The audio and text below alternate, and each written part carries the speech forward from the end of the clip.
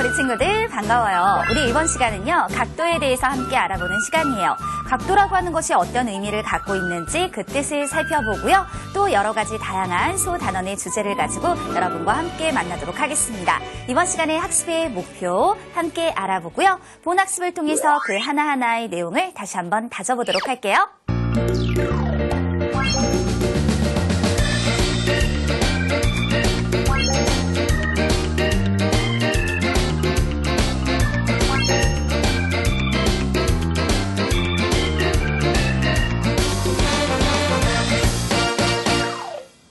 이번 시간 우리가 만나볼 첫 번째 개념의 내용에서는 각도와 각도의 단위 알아보기라고 제목을 붙여봤어요.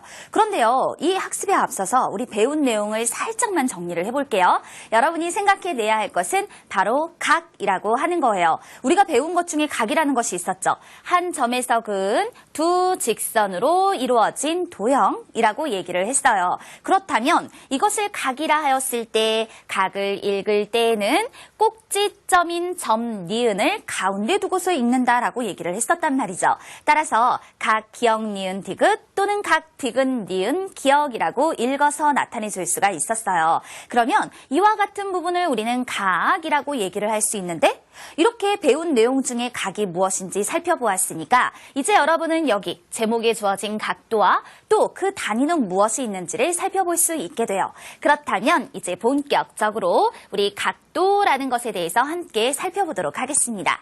일단 우리가 살펴볼 각도라고 하는 것은요, 이거는요, 이렇게 생각하세요. 각도가 뭡니까? 라고 물어본다면 이것은 각의 크기를 말하는 것입니다. 이렇게 대답을 하는 거예요. 각의 크기를 각도라고 얘기를 하는 거죠.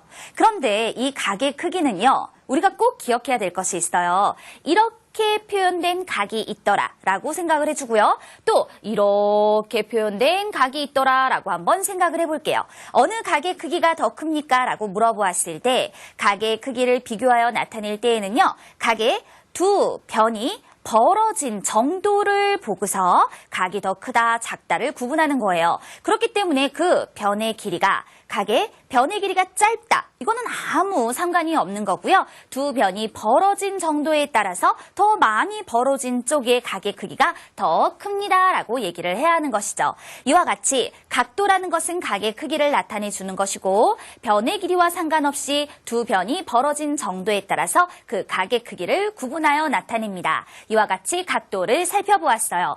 각도라고 하는 것이 어떤 뜻을 갖고 있는지 그 뜻을 명확하게 구분해 두는 것이 가장 중요합니다. 각도 아셨죠? 자, 그러면 이제 여러분들과 각도의 단위라는 것을 함께 살펴보도록 할게요.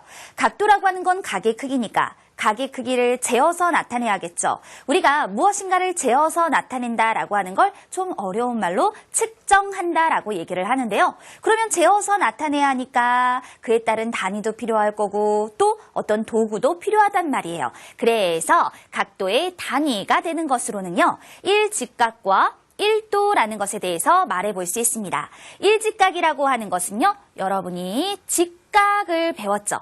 이렇게 생긴 요것이 하나만큼 이렇게 놓여져 있으면 일직각이다 라고 얘기를 해요. 그러면 여러분 직선을 생각해 보세요. 이 직선 위에는요, 일직각이다 라고 하는 것이 하나, 둘만큼 놓여진 것과 같죠. 따라서 직선입니다 라고 하는 것은 이 직각입니다 라고 말할 수 있게 돼요. 그런데 일직각을 우리는 약속하여서 90도라고 약속을 하게 되거든요. 일직각은 90도입니다. 따라서 이 직각이라면 이때 직선은 180도를 이루게 됩니다 라고 말하게 되는 것이죠.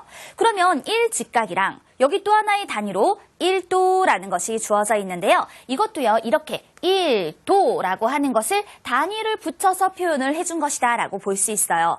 1도라고 하는 것은 무엇입니까? 라고 물어보면 일직각을 90으로 나눈 것 중 하나, 만큼을 바로 1도라고 한다. 이와 같이 약속하여 표현해 볼 수 있습니다. 이렇게 각도의 단위에는 1직각과 1도가 있다라는 것 기억해 두시고요. 요건 잠시 뒤에 보여드릴게요. 그리고 또 하나 우리가 꼭 약속하고 기억해야 할 것은 1직각은 90도와 같습니다. 라는 사실이에요.